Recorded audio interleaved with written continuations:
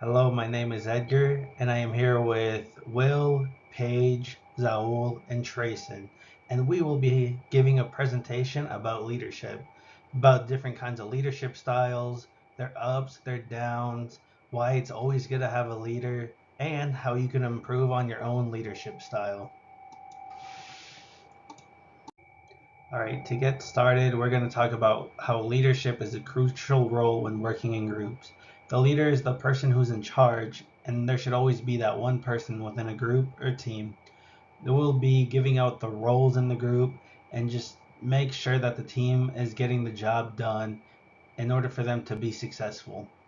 Being able to work in a team or group, especially as a leader, is a good skill to have, and not just an academic environment, but also in a professional one. At school, when you have a group project such as the one we're working on right now, being the leader can help you get the job done in the way that the teacher best wants. And in the professional setting, it'll allow you and your employees to get the job done just how the boss wants it. Finding out what kind of leadership style you have is also important because you get to know your strengths and your weaknesses, and you get to know what you need to improve on in order to be the best leader possible for your group. How's it going, everybody? My name is Saul Tapia, and I'm here to talk about the leadership styles. There's three type of leaders that go into leadership: autocratic leaders, democratic leaders, and laissez-faire leaders. Autocratic leaders, they like to set policies, make decisions primarily on their own. Set agendas. You do this, that. You do that. You know, make decisions that way. Democratic leaders, they like to bring the whole group together, bring ideas together from every member, and make decisions that way.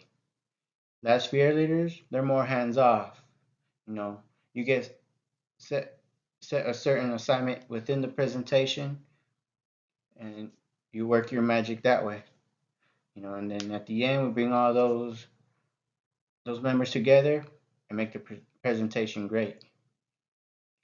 And you see below me, if you're able to put all three of those leaderships together, you get one great leader. On this slide, you can see the differences between the three types. Let's take motivation, for example. With autocratic leaders, you might not get so much motivation within the group. Being told what to do, how to follow it, there's less motivation that way. Democratic, I would say we would have the most motivation in there because you're working together, get everyone's ideas, facilitate different ideas compared to theirs and work it out that way. And last year, well, you'll be as motivated as you could get motivated yourself. You're working on that certain part of the assignment on your own. So if you're not motivated, there's not gonna be that much motivation. Behaviors in leadership. There's a lot of different behaviors that go into leadership. Take the little cloud bubble here below me. You can see it throws out teamwork, support, power, responsibility, motivation, and communication. Also with competence and skills. You know, you gotta be able to contribute ideas, seek ideas, evaluate everyone's ideas, and then be able to visualize the final product. Work together, or however it is you're working to get that final product that you want to get.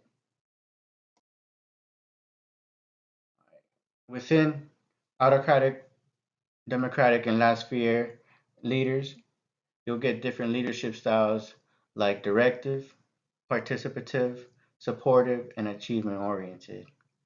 As you can see below me, directive goes mostly or most to autocratic leaderships. Participative, more towards democratic. Supportive and achievement oriented could go to all three of those. And what's the most important aspect or idea that goes into a good leader? As you can see here, Communication is key. If you're not able to communicate as a leader, a lot of people in your group might not follow along or might get lost throughout the assignment.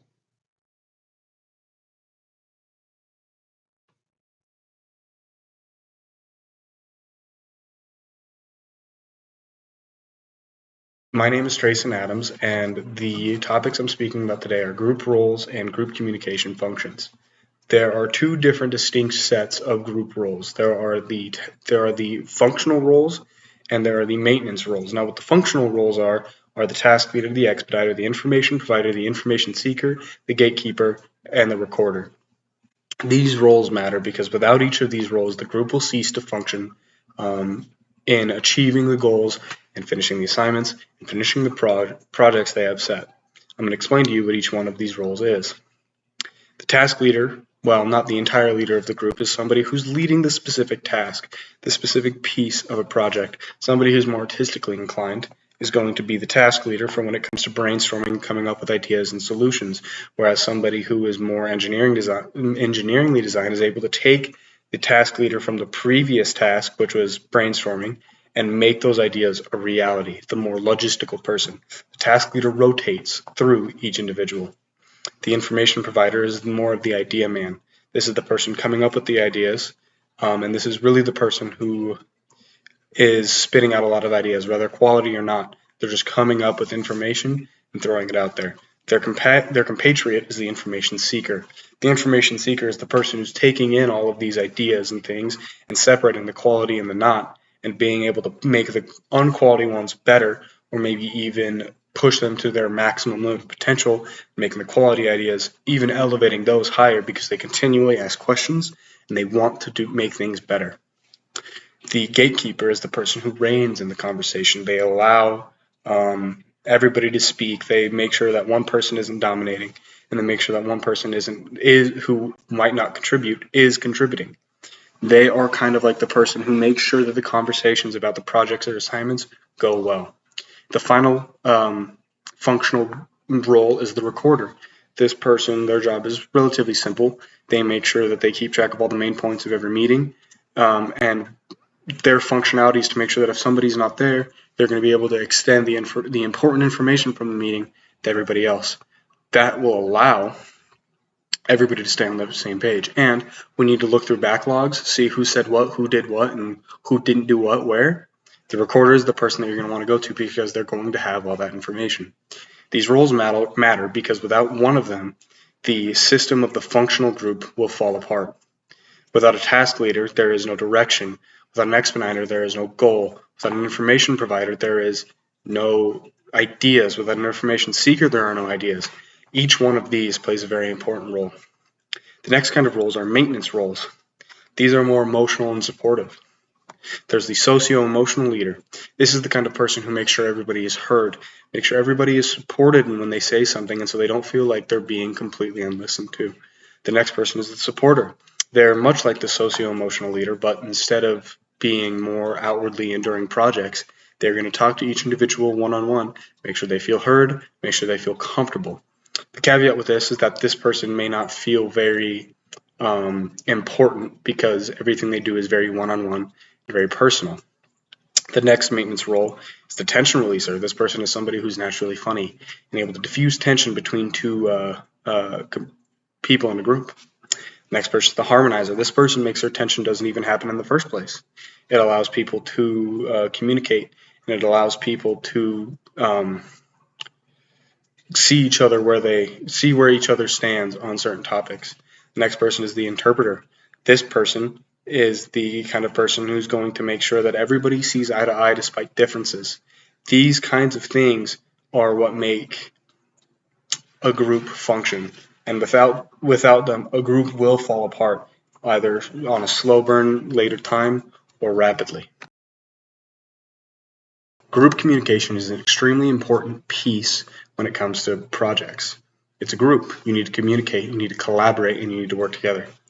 The biggest piece, the real core base of group communication is the problem-solving process. The problem-solving process can really be broken down into 4 parts: defining the problem, analyzing the problem, generating solutions, and evaluating solutions. And once you complete all of that, you have a solution. And the fifth final part of the problem solving process, there are 4 pieces to finding a solution. And the fifth thing that completely ends the process is to implement the solution. I'm going to go over what those are now. To define the problem, this requires each individual to look at the issue at hand. Some solution is unsatisfactory and not working for the group. That's obvious. And we need to find a way to make it better. We need to understand what we want the desired solution to be, and we need to understand the obstacles that it's going to take, that we're going to need to overcome to get there. The next thing is to analyze the problem. You have found the problem, you know where you want to be, and you know that there are going to be obstacles in the issue in the middle. Analyzing the problem is going to be what allows you to truly understand how this affects the group, how this affects the project, and how it's going to be best to solve this issue. This is looking at those obstacles in the middle between the solution and the current problem. The next one is to generate solutions. This is going to be the much more group collaborative, and this is where a lot of tension can arise. Generating solutions, some people have different views. That's obvious. We're human beings. In a subjectively perfect world, everybody would think the same, but because the world is neither objective nor perfect, nobody is usually going to see the exact same thing the exact same way. People may agree, but they will not see it as the exact same thing. Generating solutions is often where a lot of groups struggle and the gears start to grind, because while one person may look at a problem and go, the best way to solve this is, like, one person may look at bullying, for example. That's an issue. And in this group of, let's say, facilitators at a school, one person may believe, well, strict punishment is going to be the best way to solve bullying, because it's going to make them really, really, really feel the repercussions of what they did, either by detentions or whatever. Some people say they might just want to let the kids fight it out, figure it out on their own. Another person may say that implementing more anti-bullying things around the school will make it better. These things are all solutions. Good or bad, they're still solutions, and each of these people may not see completely eye to eye on how this should be solved.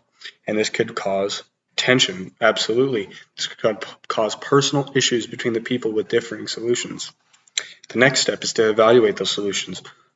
Like the teacher in the bullying example, we evaluate those solutions. We look at them up and down. The team leader is going to look at them up and down, and the expediter is going to look at them up and down. And they're going to go, okay, well, letting the students figure it out and fight it out on their own is bad. It's not going to work, so they throw it out. Now we have more anti-bullying and strict punishment. Well, some people may look at that and go, well, both is the correct sentiment. Some people may think more anti-bullying sentiment is going to work. Stricter punishment is going to work. And when you evaluate those, that's when you come to a decision of which one is better. And that's where we come to implementing a solution. In order to implement a solution, it is required to, on the team leader's side, to make sure that everybody understands where they're coming from and make sure that everybody knows that the solution is final.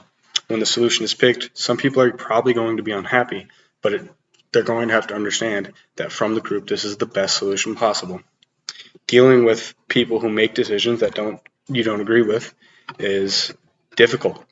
And that's why we need strategies for working with different kinds of management and leadership. Sometimes when working in groups, the leader or manager may follow a style that you don't necessarily agree with. Now, this doesn't mean that this person is using the wrong style, it's just not one that you aren't as comfortable with.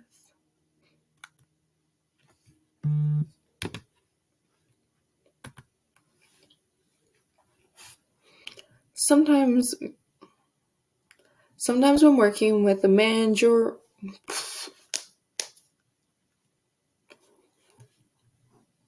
Sometimes when working in groups, your manager or the leader may use styles that you aren't necessarily comfortable with or you may disagree with. It is important, though, to recognize that there's really no one right answer. All of these different leadership styles are going to help you in the end, so it's important that you are open to hearing these different type of styles and adapting. Dan Stam and Dirk van Dierendock, in the article Combination of Leadership Styles Means Success, say the 3 studies we conducted demonstrated that although the sources of severance leaders' popularity are different than those of transformational leader, the underlying behaviors of each leadership style complement one another in achieving employee engagement. So what they're saying is that servant leader and transformational leader were both sampled, and even though one is deemed more popular and there are constant arguments over which one is actually more effective, they instead complement each other, and both are equally effective.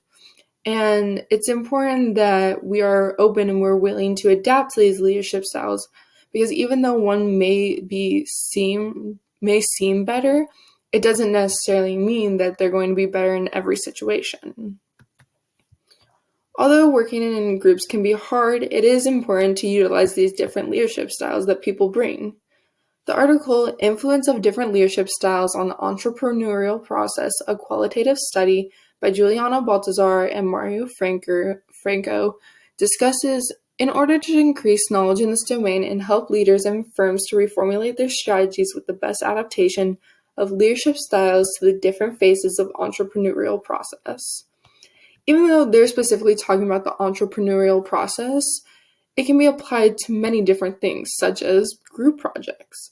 It's helpful to incorporate these different styles because as you're going through something like a project, there will be different parts of the project where different leadership styles will be better utilized than others.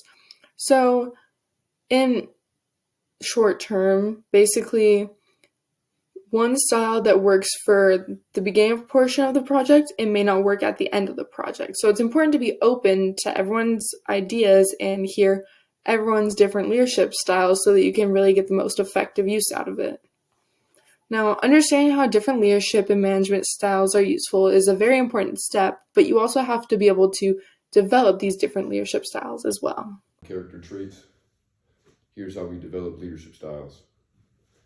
Different leadership styles are used for different scenarios. You wouldn't use bureaucratic in a certain situation, or use delegative, or use moral people, certain things like that. Transactional leadership, that's, just like money is, one thing leads to this, one thing leads to another. You're not going to use that when you're coaching somebody. It all results on certain scenarios.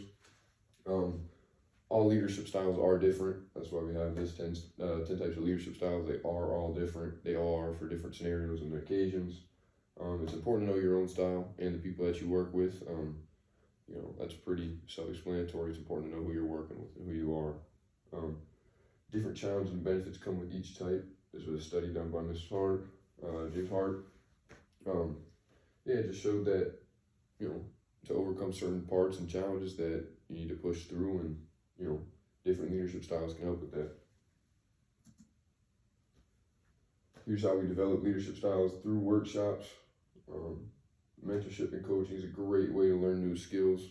So just like on the other ones, coaching was a good, important leadership style, and to develop that, you can do mentorship and coaching, workshops in order to do that. Through lessons, people adapt.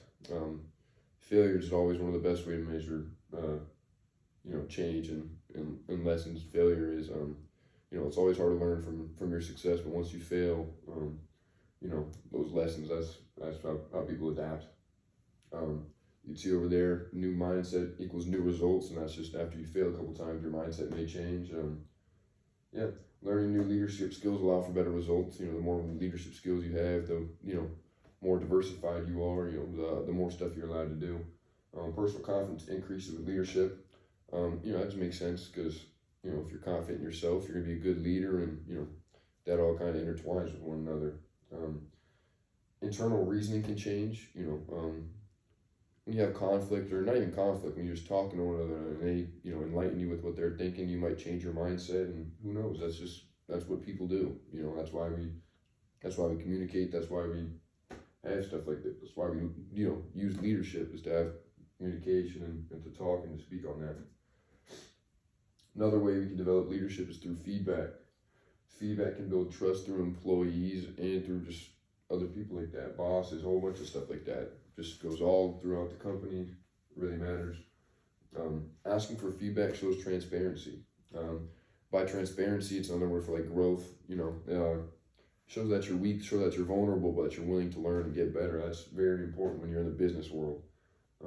Your willingness to learn and to change also, uh, yeah, it develops through leadership. Certain goals may change, certain things like that. Willingness, a whole bunch of things. You might get more amped up one day than the other, but that can't change no matter what. Leadership always is there. It's consistent. It's always there. Listening to when getting feedback, that can be hard. Nobody likes to listen when they get told what they're doing or what they're doing is wrong. Nobody likes to listen to that. So I totally understand that. It's not hard or it's not easy, getting feedback. So that's a challenge that everyone must face. Make feedback a team habit so everyone can improve. That was done by Scott Kim, or Kim Scott, I mean. But yeah, that's just important because feedback is how people learn and get better. And I think feedback in a team environment, I think that can really help. So is this person. But yeah, overall, this is the developing leaderships through different ways. Now, to wrap things up, let's talk about some of the things that we've gone over. Not everyone has the same leadership style, and it is important to figure out which one yours is. This is good because you'll be able to know your pros and your cons and know what you need to work on. Being able to choose the best leadership style for your group will be important because every group is different, so you need that one leader who steps up and can get things done. Being able to adapt to the group will also let you adapt to the pros and cons of each style. Each different leadership style has its strengths and weaknesses, and if you know all of them and are able to work and practice on each leadership style, you will be a versatile leader, and this will lead to the success of your group. Here are some of the references we used throughout the presentation, and these are some of the visual references that we used for our slides. Thank you, and have a good day.